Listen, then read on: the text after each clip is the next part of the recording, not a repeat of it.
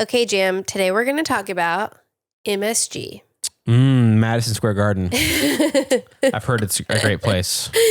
No, the MSG food stuff. Oh. We're going to talk about, is it actually bad for you? What even is it? Do we need to worry about it? And we're just going to, we're just kind of rolling with our common food question theme that we had from turkeys into now monosodium glutamate, MSG. Monosodium glutamate. Don't worry, we'll get into it. Okay. The way I phrase this in my notes is we're going to take a big old bite out of MSG misconceptions. Nice. So that's what we're doing today. Are you ready? I'm very ready. Let's do it. Okay, let's do it.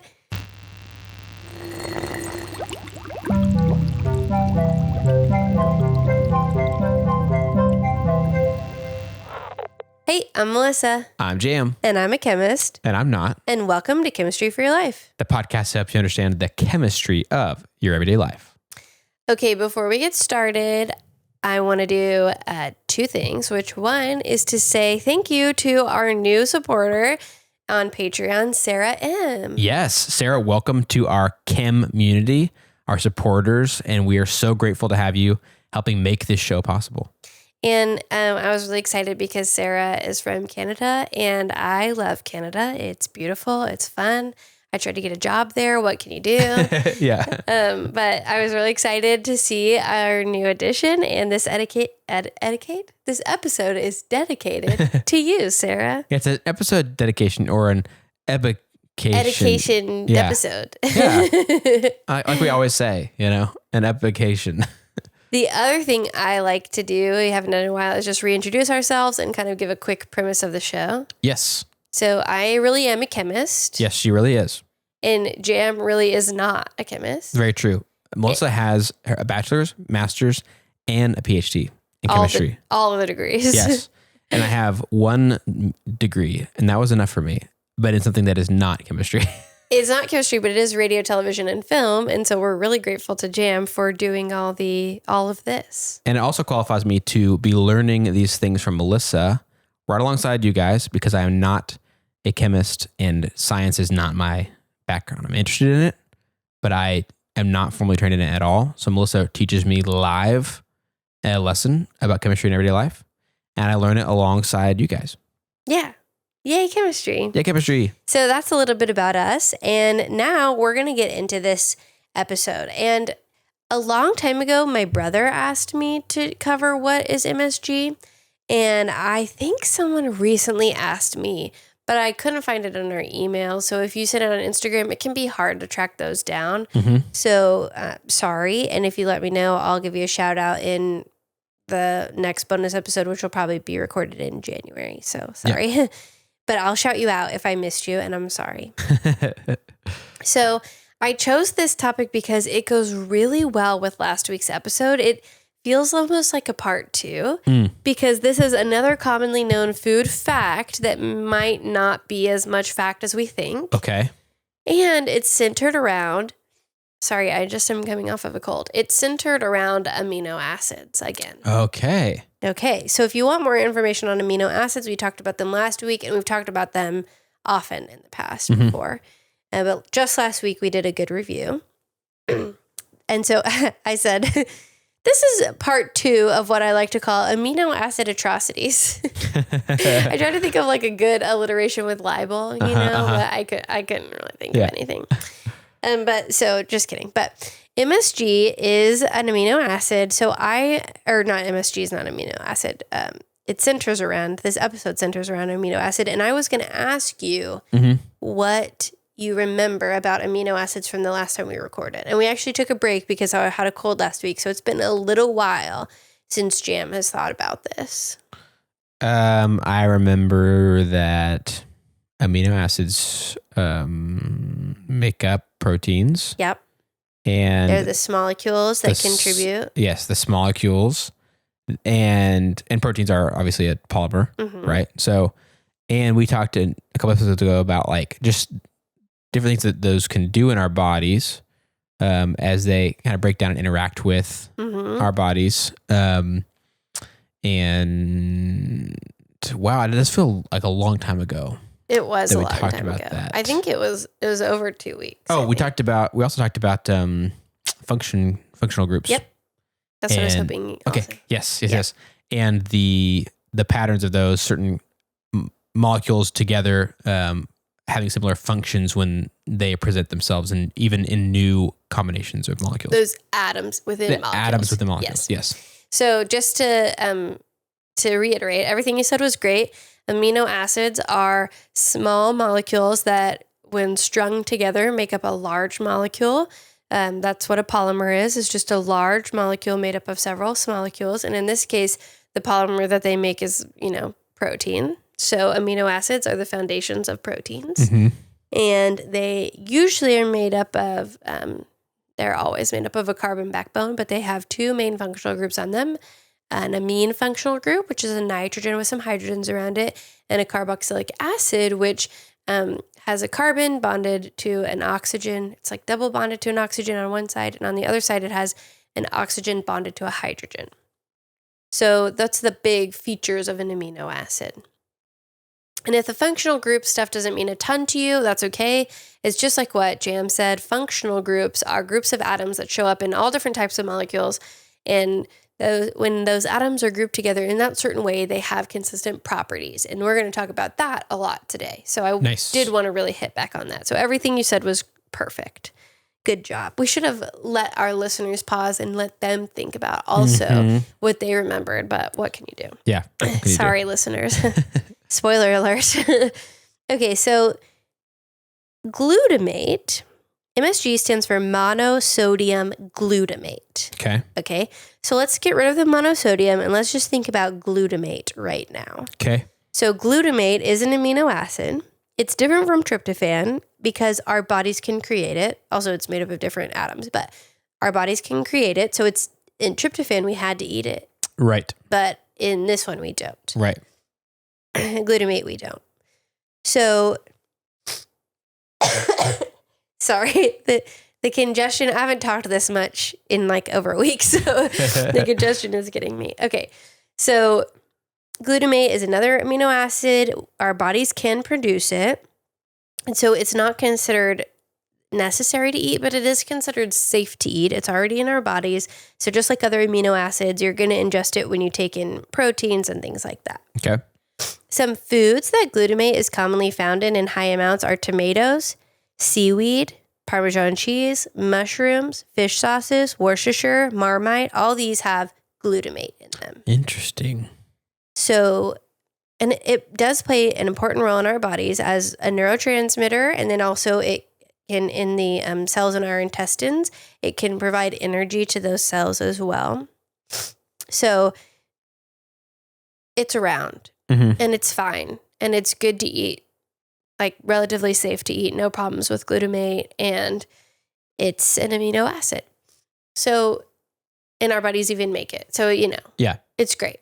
Yeah. No beef with glutamate. Okay. Now let's talk about what the monosodium part of glutamate is. Okay. What does it sound like? Sounds like one sodium atom is part of this That's thing? Exactly right. Nice. So, how could that one sodium atom be hanging around? Let's talk about that. How could it be hanging around? How could it be hanging around? So we have our different functional groups that are consistent on amino acids. And in the case of glutamate, it's actually got two of the carboxylic acid functional group. And I think that's right. Hopefully that's right. Suddenly I question myself. It at least has one of those because it's an amino acid. Yeah. And the reason that things are called acids, oftentimes they are good at giving up their hydrogen atom, and then they'll keep the electrons from that bond. So a bond is typically made up of two electrons being shared between two different atoms so that they each have their, they're stable. They've got their outer shell reach. They're at an energetically favorable place. They each have the right number of electrons. So they share them. When a bond is broken, those electrons are no longer shared, and they either distribute unevenly with one molecule, like or one side of the bond, I guess, one atom, getting extra electrons, and the other side of the bond not having enough, or it splits evenly. Each one has one electron, and that's called a radical. We've talked about that before. Right. Radicals are wild. Radicals are radical. Yeah. in this case, often hydrogen bonds to something else. Ours is a hydrogen bonded to an oxygen at the end of the carboxylic acid group.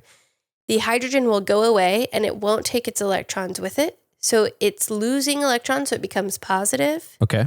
And what stays behind, the oxygen, becomes negative. It has extra electrons. It keeps all the electrons that were in that bond. Interesting.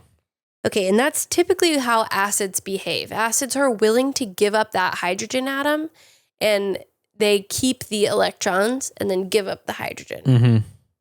So carboxylic acid is no different. That functional group tends to behave in that way where it's willing to give up its hydrogen and it'll keep the extra electrons. It's pretty stable. It can handle those extra electrons. Mm-hmm. So it's not going to have a hard time. So it's like, sure, the hydrogen could go and do other things and become positive, and I'm going to stay back here and be negative. Got it.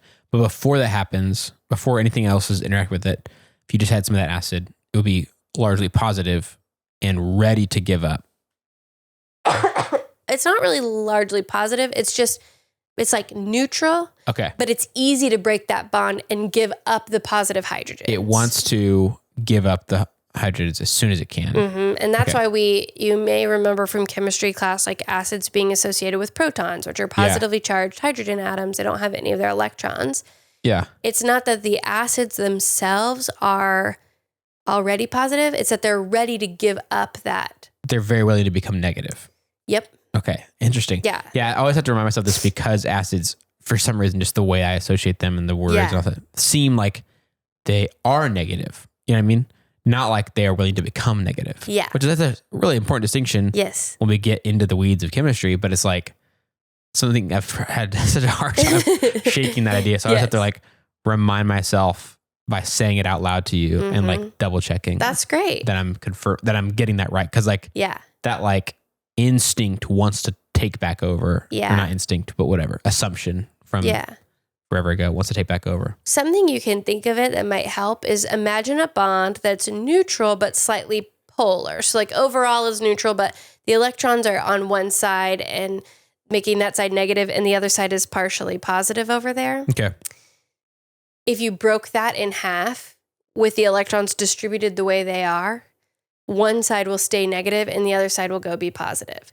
Got it. So it's kind of interesting because neutral is a hard word, but the molecule itself isn't already negative. It's just really willing to give up positive hydrogens and take on that negative itself. And I think if you can visualize, like a lopsided teeter-totter where one side is really weighed down and the other side is lifted up. And then I don't know if you break that in half, one side is clearly going to have a lot of extra stuff and the other is not going to have extra stuff, right? Right. So that's kind of what's happening in the bond already is oxygen has this ability to sort of pull the negative. You can tell I've got a little bit of brain fog for being sick. I've made up a lot of words in this episode. It pulls the negative electrons towards itself so that hydrogen is like, well, I'm barely getting any of these electrons anyway. I'm theoretically sharing them, but it's not going to be hard to take one more step and just break free. Right. Does that make sense? Yes, it does make sense. Okay. Yep. So that's carboxylic acids. Okay. They're willing to do that. That functional group is present on glutamate. Okay. And what happens is if you take glutamate and you put it in the environment to where it's willing, you put energy in and it'll break that bond off and send its acid out into the world, then it's negative. And if it encounters something else positive, they'll hang out near each other. Okay. And make maybe another bond. So in this case, you've sent your hydrogen away, you have a negative oxygen. If that encounters perhaps a positively charged sodium ion, the negative of glutamate and the positive of the sodium can come together and they'll make a salt. The same thing happens if you have positive sodium ions and negative chloride ions, then you get sodium chloride, which is table salt. Right. So ionic bonds are a little bit different because they're not truly sharing the electrons. It's kind of more like one's negative and one's positive and they're hanging out near each other. Mm-hmm. So if you put it in water, those ions will actually kind of start to separate out again. But when it's not in water and it's in this salt form, what you have is glutamate, negatively charged, with a positively charged sodium ion near it, making monosodium glutamate. Got it. Okay. And that's what MSG is. Okay. It's glutamate that has given up a hydrogen atom, let it go, kept the electrons behind, it's becoming negative, and then finding a sodium ion and then becoming friends with it to make salt. Okay. And that's MSG. Wow. So that's the monosodium 1 sodium. Right. And so we make glutamate, but does monosodium glutamate occur in our bodies ever, or is it mostly occurring out there? That's a really good question. So when glutamate is in our bodies, oftentimes it will be in its negatively charged state. Okay. So this is a little bit of a deep dive biochemistry question. Amino acids are really interesting because it's really easy to lose the hydrogen off of that carboxylic acid group. And sometimes it actually wants to go and hang out on the amine group on the other side that's like sort of negative. So that could happen. And depending on the pH of the environment, it will switch where that thing goes, which is very hard. And we don't have to talk about that right now if you don't want to. But so what a lot of times happens in our body is glutamate exists in a negatively charged or without that hydrogen on it. And so once it gets into our body and the sodium and the glutamate kind of start to separate out like they do in water, that glutamate acts the same as glutamate, monosodium glutamate, once it's dissociated, acts the same as the glutamate generated by our body. They're chemically the same. Right. Okay. So I don't know if naturally in our body does it encounter a sodium and that association happens. If it's in like a liquid solution of water, I think they would stay separated out. Got it. And I think that's what a lot of our body is. A lot of water in there. But I think that would be better answered by a biochemist. Okay. Perhaps our resident biochemist, Kaibe, who always sends nice things that he's like, oh, I've got this off the top of my head. Yes. Greetings from Brazil. Come try our hot dogs and coffee. Yeah. I was figuring that like the monosodium glutamate does occur naturally out there in some way because it's supposed to be, in stuff. Obviously people can get it on its own and figure that out probably a while ago. But I was assuming there's probably some way that it just happens, but was like, I think it'd be easy for it to happen in the environment. Yeah. I don't know how it's mass produced though. I don't know if it's like isolated from something or if it's mass produced some other way. Yeah. I assume it's mass produced some other way. Got it. Where they isolate the glutamate, put it in a condition where it'll give up its hydrogen, and then add in some sodium ions. Isolate the glutamate. That sounds like it's waiting to be included in a poem about chemistry, About MSG, about how it makes food taste better. Yeah. Okay, so that's all that MSG is it's basically another form of an amino acid that we generate with our own bodies. Okay. And so then the question is it actually bad for you to eat it? And there's not a lot of evidence that it is. Not a lot of evidence that it is bad. Yes. Okay. Interesting. So originally, it seems like this originated from a scientist in the 60s who ate a bunch of Chinese food and felt bad afterwards and theorized that it was the MSG. And wrote that into a journal, and then that was it. And that's like the situation we all use it in now, too. It's like most people I've heard reference MSG growing up when I was a kid and stuff like that was specifically around Chinese food and maybe a couple other cuisines, but they were like, oh yeah, it makes you full faster too. You don't eat as much, stuff like that. It's like, that's like... Like most rumors I've ever heard about MSG have circled around Chinese food for some dumb reason. But it's not just in Chinese food. It's in everything. Right. It's in all processed foods. Right. And it's in glutamate is in a lot of foods already just anyway. Yep. And glutamate does give us the umami flavor, that like a meaty savoriness. Yeah. And so I think, I don't know how this one guy's theory persisted, right. but there is not a lot of evidence to support it. So I read as many articles as I could. One thing said there might be evidence that if you have a large quantity on an empty stomach, there are some people who may be negatively affected by it. Or one review stated that, there were negative effects found in animal trials, but they weren't repeatable in primates. Okay. In human trials, it promotes hunger and food intake and possibly weight gain. But it's like, well, is that just because the food was better? Right. So they just want to eat more. Yeah.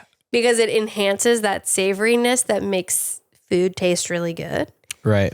And then when I was talking to Mason about it, because I like to sometimes tell him about the episodes just like as a practice round without spoiling jam, he asked about the sodium. And I think it is possible that if you're trying to have a low sodium diet, adding more sodium in, just like adding more salt in, is not great. Right.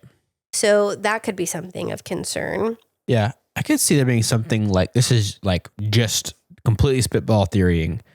Just that like, if it's already naturally occurring in a lot of savory things and you have something that has more or less of it, whether it's artificial or not, that maybe we are in some way tricked into thinking we have eaten a lot of really good material because we've been experiencing a lot of savoriness over and over. Yeah. For instance, like I just can't, like maybe just in terms of mass, I could eat more chips than I could steak. Yeah. What things is my body trying to do all the time about every food just to tell me whether I'm full or not and whether I've eaten enough?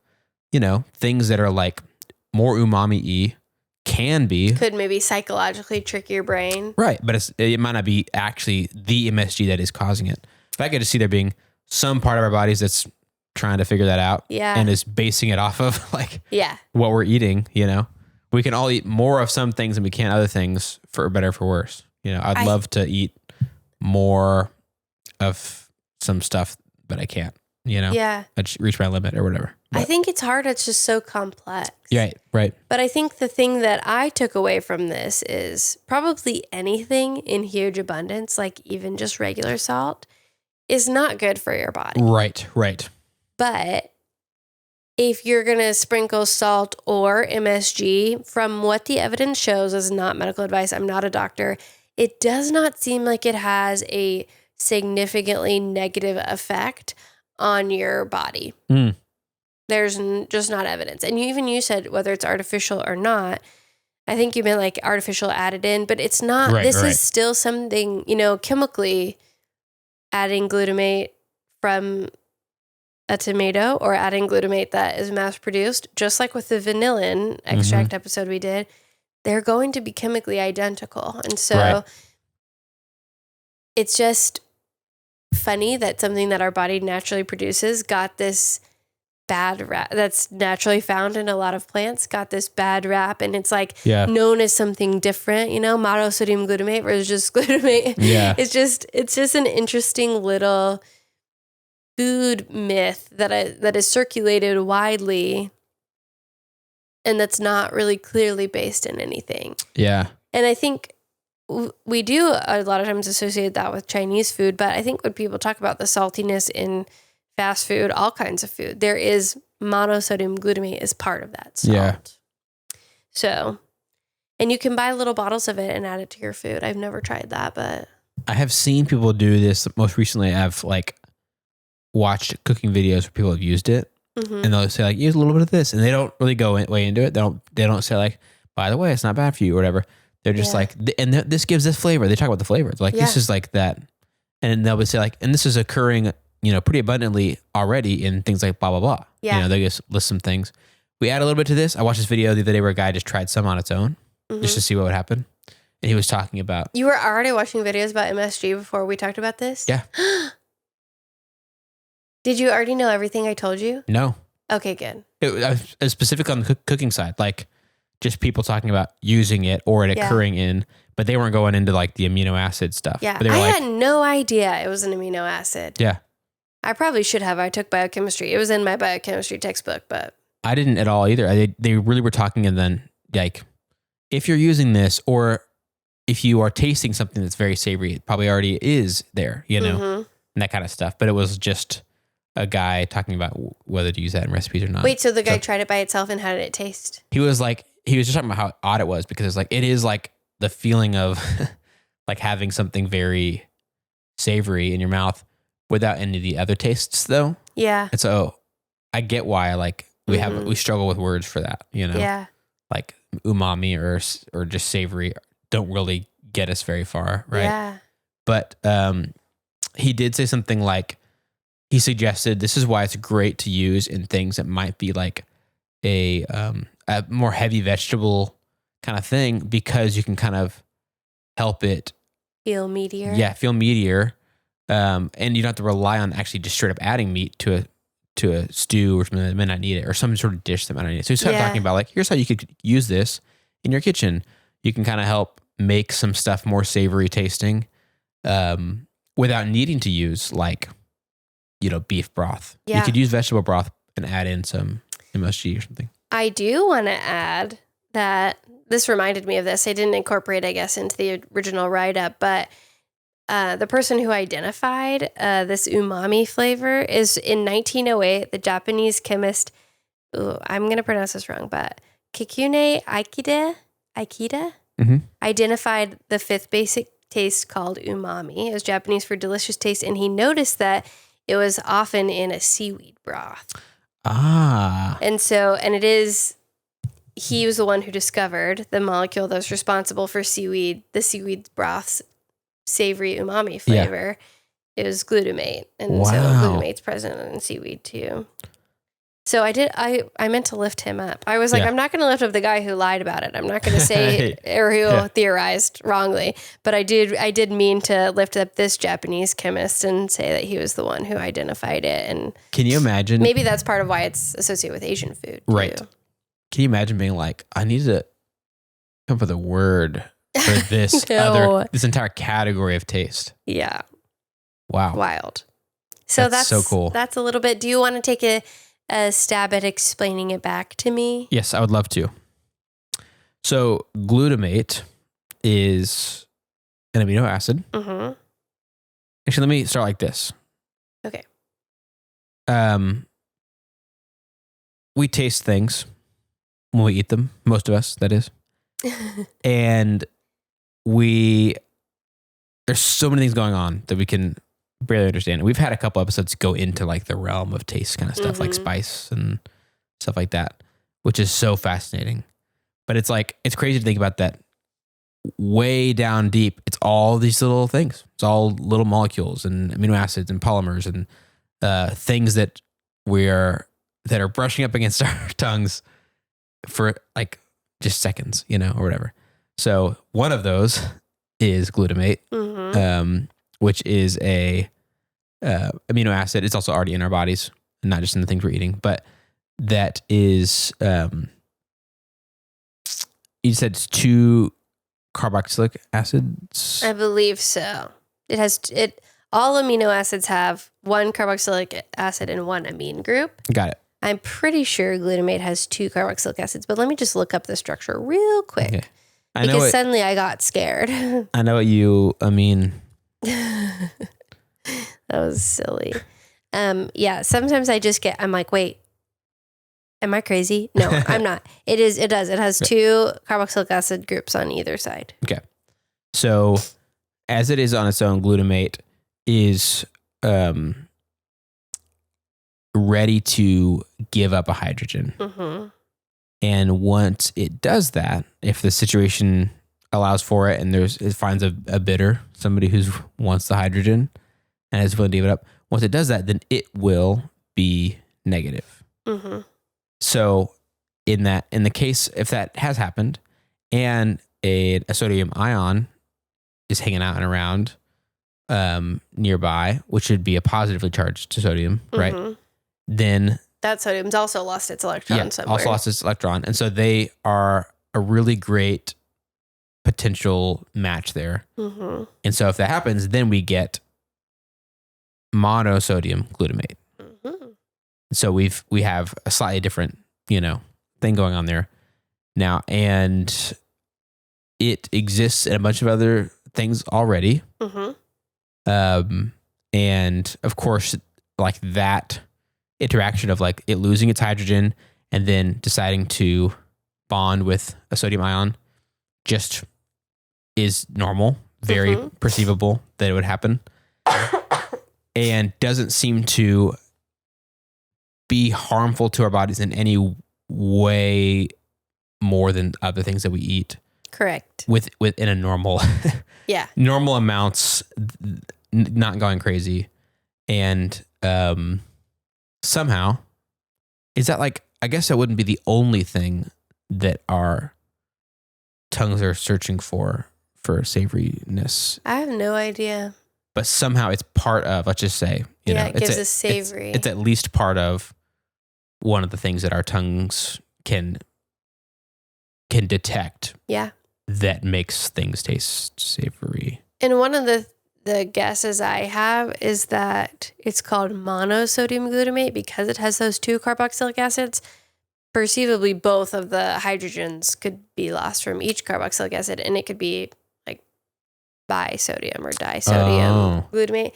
But that was not talked about in anything I read. But I would assume the reason they have to specify it's 1 sodium, like we don't say monosodium chloride because each chlorine can only have 1 sodium. Right. But I think we have to say monosodium glutamate because theoretically there could be 2 instead of just saying sodium glutamate. Right. That's my guess. Right. But all of these are colloquial names anyway. There's an actual, if anyone's interested in the IUPAC name, it's 2-aminopentane dioic acid. That's the science-y name for glutamate. So interesting. Yeah. Did I miss anything? I don't think so. I think that was a good explanation. Dude, that's crazy. Yeah. Just one little other, I was so shocked that it was amino acid. I don't know why I never put that together. And that it's something that we make naturally. Yeah. And we just add this monosodium and it sounds way scarier and confusing. Yeah. Somehow even just that acronym MSG sounds worse than like other little shorthand like colloquialisms we have for molecules that may be in everyday life. For instance, like obviously H2O sounds like completely harmless to us. And if you want to hear Jam go on a rant about, actually that wasn't a community episode, right? We recorded that for a bonus. So you'll get to hear Jam go on a rant about acronyms. Yep, that's right. That's a good point. Here's a good example. The MSG, the mystery of it hiding behind those letters makes it sound scarier. That is a great example. I agree. I thought about it as I was, over the next few weeks after we recorded that. And I thought, I feel pretty firm in my position that I think there are times when it's useful in communities where it is very clearly understood what they are. Yep.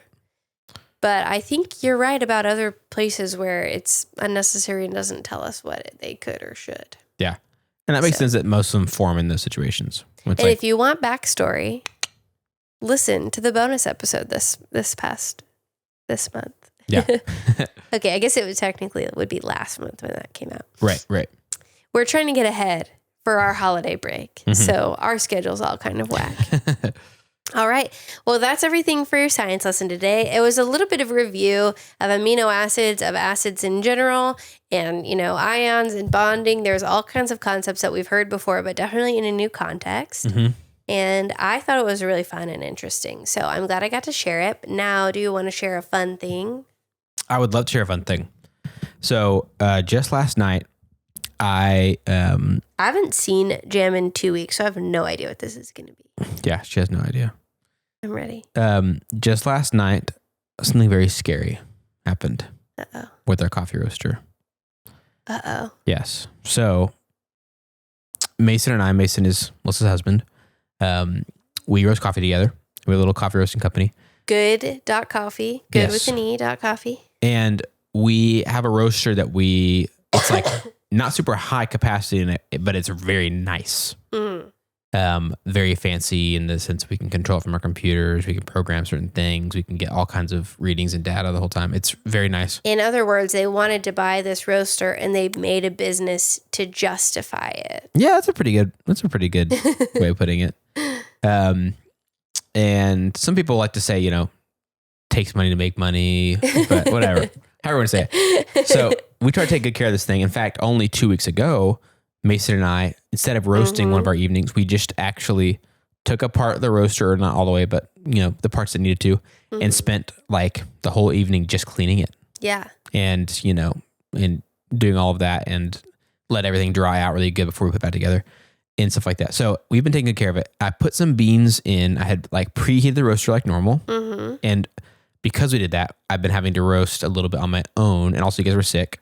So I've been roasting on my own to keep up with our orders. And I got the roaster preheated, as we always do. Dropped some beans in, like we always do. And then the beans don't move. Uh-oh. And they're supposed to. They're supposed to move. Yeah, it's like a cylinder, it's horizontal. It's slightly at an angle, and it moves fast. Keeps the beans moving. And so I drop them in and they don't move. And it is preheated. So it's super hot in there. So the beans start burning immediately. The ones that are touching the side of the drum. And then the other ones don't have anything happening at all. Exactly. So I'm trying to figure it out frantically, and I don't dump them out in time. I thought maybe I could just change a setting or something like that and dump them out. And then some of these beans are just absolutely scorched, and the whole batch of beans is ruined. Yeah. Which is not the end of the world that, Yeah, but what happened to the roaster? I know. So I'm like, when did this has ever happened before? And I'm like, also just like, this seems like the kind of problem that is going to be really big and bad. Like, is our little roaster, very, very ill? Is something wrong deeply with it that will be either like, is it dead basically, or is it going to be very expensive to fix? Uh-oh. And I also could not work on it at that exact moment, which was very sad. Oh, because you had this pit in your stomach and you can't resolve the pit in your stomach. I needed to move on to do other things. Yeah. Finally, later that evening, I read a bunch of articles and start opening the roaster up and taking things apart. And I open a section. One of the things I found tells me to open this section that I had never opened before, that houses the motor and all that kind of stuff that spins the drum. And I'm tinkering around back there, and it takes me a while to even figure out how to get in there in the first place. And then I finally look at enough things and read a little post on some forum that seems to describe almost exactly the issue that we're experiencing. And I find this part that has become loose, and I tighten it back. It's really hard to explain these things without seeing stuff. Yeah. Even if you're watching the YouTube video, I can't. And tighten things back and put it all back together, fire it up, and what a relief. Completely fixed. There's a similar thing that happened where my windshield wipers didn't work for years. Oh no. They were intermittent for years. And finally Mason looked at it. After we got married, we split up our chores, and he knows a lot about mechanical things. Yes. So he takes weird car maintenance. That's his job. Yeah. And all I had to do was tighten one bolt. And it was just that it wasn't tight enough, so it wasn't catching, so it wasn't moving the mechanism for the windshield wipers. Sounds like you had the exact same thing. It is the exact same thing, because it would kind of spin a little bit, but as soon as there's any weight in the drum, it was having a hard time overcoming it because it was just slipping. Yeah. This gear was slipping around this thing. So yeah, I thought the same thing, because Mason, it seems like the kind of thing that I was like, oh, Mason's going to have to get in here and fix this. Yeah. And he's good at that stuff. He's very good at it. And I was like, I can try, and I know how to follow directions on stuff, but I'm not confident in it. So I had this roller coaster of a day. But it feels so good. It feels very good. And the thing I am feeling sort of happy thing is I'm feeling grateful for our little roaster. Yeah. And the thought of it maybe having been dying or dead was heartbreaking. It was oh no, our little roaster that we just been taking really good care of. You know, we just cleaned it and all that stuff.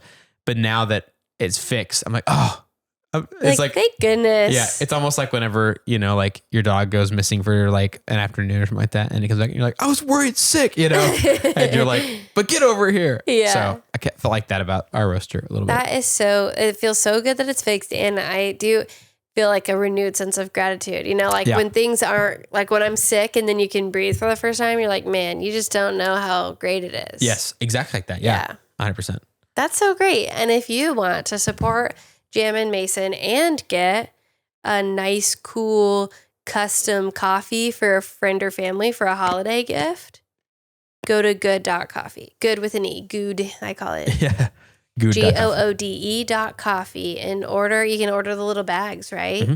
Yep. And then they're like a lightweight sample, sort of. Yeah, we have samples or full size bags as well. Yeah. But, yeah. Anyway, that was my roller coaster of a day.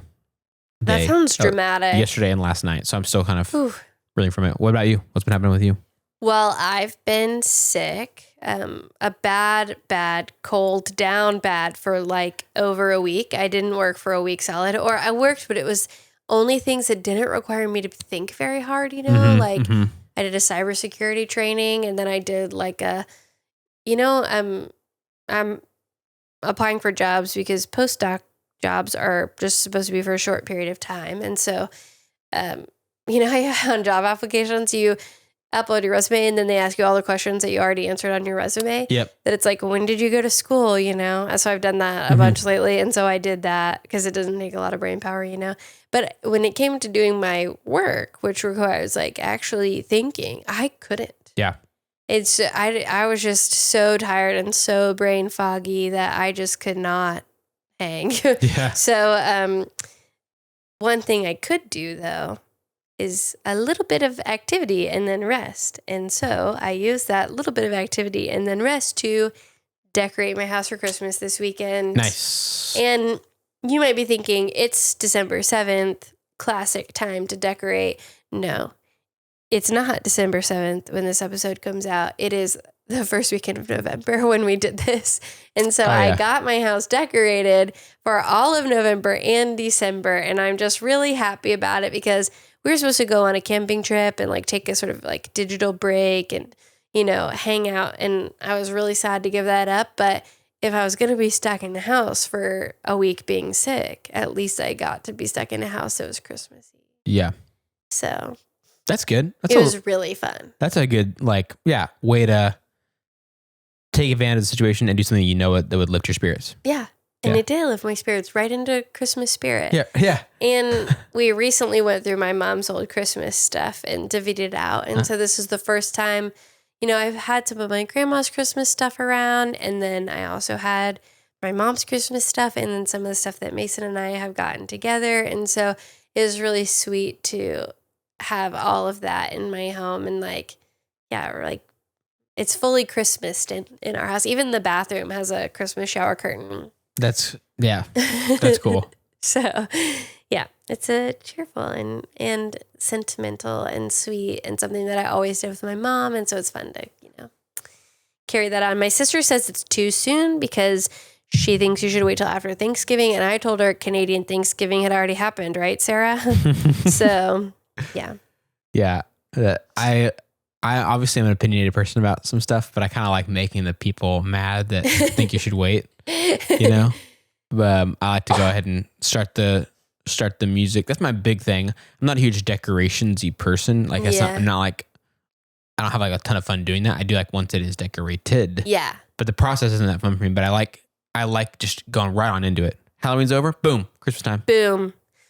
Funnily enough, we recorded our first Christmas episode on Halloween. So my first Christmas sweater I wore on Halloween day. And I was like, I'm embracing it. It's time. Yeah. So we're in it. We're in the season. Yeah. You know what? Also, you only get so many Christmases. And if you only celebrate them in December, then that's 1 month of your life that's Christmassy. If you extend it just to after Halloween, you get twice as much Christmas in your lifetime. Yeah. Than if you only do 1 month of Christmas. Why don't you want that? Exactly. If you're a Christmas celebrator, if that's your holiday. Yep, you heard it first. A scientist just told us you will live longer. No. If you, you heard it here. I said verbatim. You'll get twice as much Christmas. I heard what I wanted to hear. Yeah, okay. Well, I can't help that. That's going to happen no matter what. Oh my God. Anyway, so yay Christmas and yay chemistry. And thank you so much. Thank you for letting me teach you about MSG and for whoever asked this question. And this was really fun. I love learning new things and I love sharing proper information to counteract misinformation. So this was great. Well, thanks for teaching us about Madison Square Garden. I had no idea that all that's just so weird. It's like you think it's a building and then you realize it's actually an amino acid. So weird. So dumb. And thank you. Yeah, like most thanks for whoever asked this question and the many people who have suggested different topics. We love hearing y'all's questions, ideas, things y'all think would be, either a good episode or just a question to follow up or correction, whatever. Please reach out to us with those things on our website at chemforyourlife.com. That's chemforyourlife.com to share your thoughts and ideas. If you'd like to help us keep our show going and contribute to cover the costs of making it, like our friend Sarah did, you can join our super cool chem community of patrons on Patreon. It's patreon.com/chemforyourlife. To join that cool community, you get to do some fun things, hear from us more, be part of some fun activities with us, etc. Some cool perks. Bonus episodes, etc. Yep. But you get to help us keep our show going, which is awesome. If you're not able to do that, you can still help us by subscribing in a favorite podcast app, rating and writing a review on Apple Podcasts, and also subscribing on YouTube. Those things help us to share chemistry with even more people. This episode of Chemistry for Your Life was created by Melissa Collini and J.M. Robinson. J.M. Robinson is our producer, and this episode was made possible by our financial supporters over on Patreon. It means so much to us that you want to make chemistry accessible for even more people. Those supporters are Sarah M, Avishai B, Bri M, Brian K, Chris and Claire S, Chelsea B, Derek L, Emerson W, Hunter R, Jacob T, Kristina G, Katrina H, Letila S, Lyn S, Melissa P, Nicole C, Rachel R, Stephen B, Shadow, Suzanne P, Timothy P, and Venus R. Thank you again for everything you do to make Chemistry for Your Life happen. And an extra special thanks to Bri, who often creates illustrations to go along with episodes of Chemistry for Your Life. You can see those over on our YouTube channel. And you can thank Bri by following her and supporting her at entropicartstation.com or at McAllister Bri on Twitter. And those are linked in the notes for our show. Yay, chemistry. Yay, chemistry. I thought you say if you'd like to learn more about today's chemistry. Because you said those are linked in the show notes, I just was thinking you said it, but you didn't really. That's fine. If you want to read the other references, learn deeper about this chemistry topic, you can look at the references in our show notes or in the description of the video. And now, yay, chemistry. Now, yay, chemistry. Always, yay, chemistry.